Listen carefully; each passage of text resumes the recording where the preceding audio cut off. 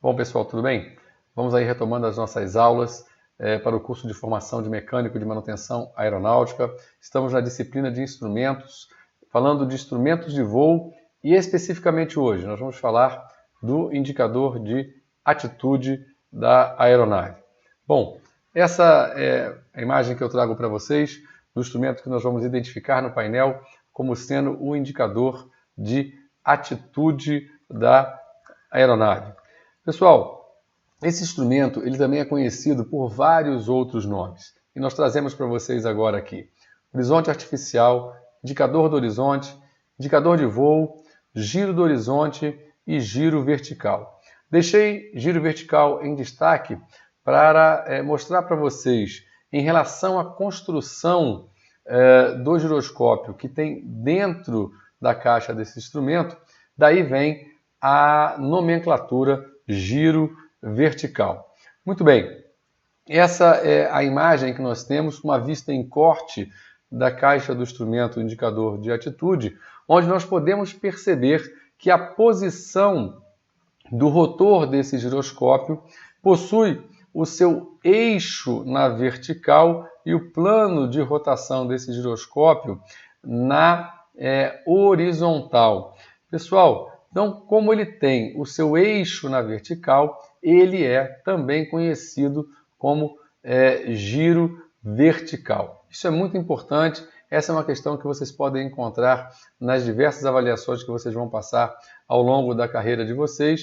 E nunca esqueçam, o horizonte artificial também é chamado de giro vertical. E essa nomenclatura ela tem origem na posição, na montagem do rotor do giroscópio no instrumento, onde o eixo de rotação do seu giroscópio está posicionado na vertical.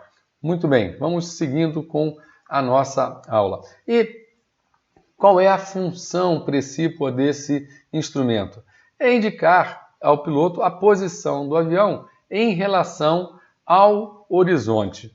Bom, pessoal, também a gente ampliando essa definição, essa função, nós podemos também dizer que o horizonte artificial, ou indicador de atitude, ou giro vertical, como quer que seja chamado, ele indica a posição do avião em relação ao horizonte e vai dizer se a aeronave está com o nariz muito para cima ou com o nariz muito para baixo. E, além disso, também vai indicar a inclinação das asas.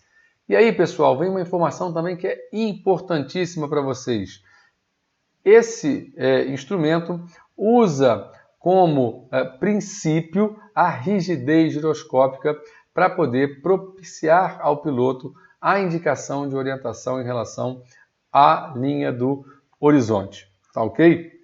Então, vamos verificar aqui, nós temos mais uma vez a imagem em destaque do instrumento, onde nós podemos identificar na parte superior do instrumento as indicações em graus, começando de 10 graus até 90 graus, que vai marcar o ângulo de bank da aeronave, ou seja, a inclinação das asas.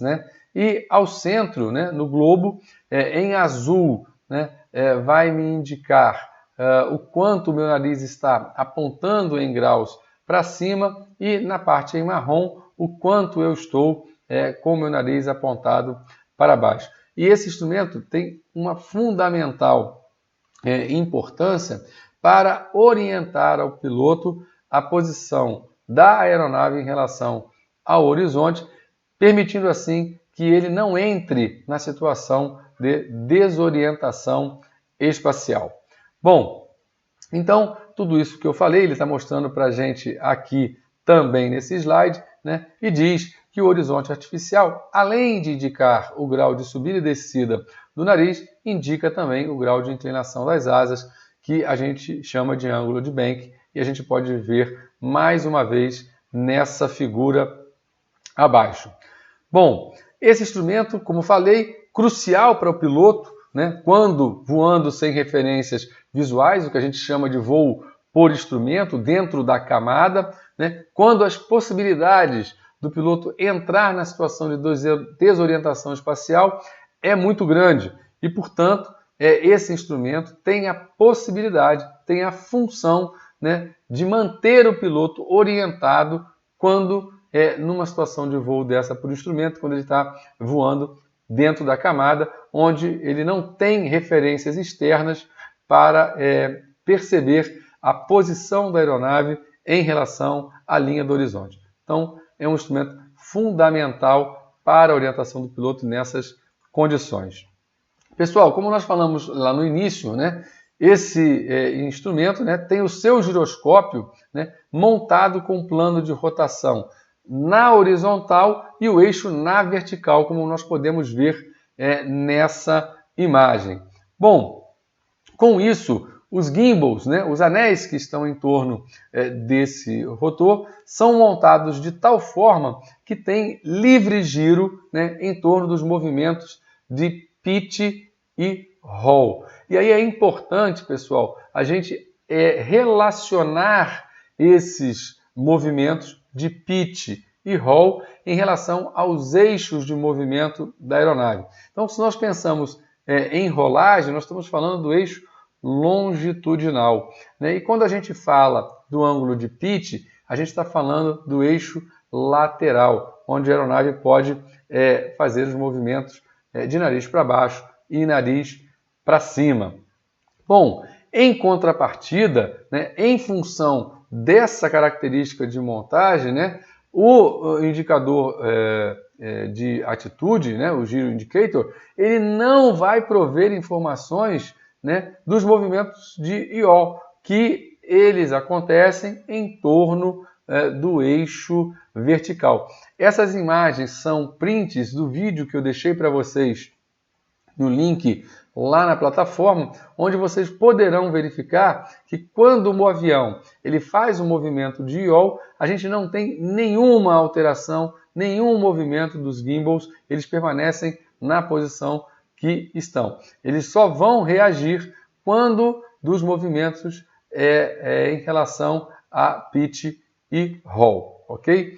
Então, vamos seguindo. Fontes de alimentação, e aí já finalizando a nossa aula, já falamos disso quando tratamos dos instrumentos de forma geral giroscópicos, né? Esse instrumento ele tem a possibilidade de ser alimentado por vácuo, né? E sendo por vácuo, é uma bomba de vácuo que vai estar alimentada eletricamente ou uma bomba de eixos, né? Ou mesmo um sistema de Venturi, ou alimentado de forma elétrica, ou seja, o rotor do giroscópio ele é alimentado, ele é impulsionado a atingir a sua velocidade de direção através da energia elétrica da aeronave.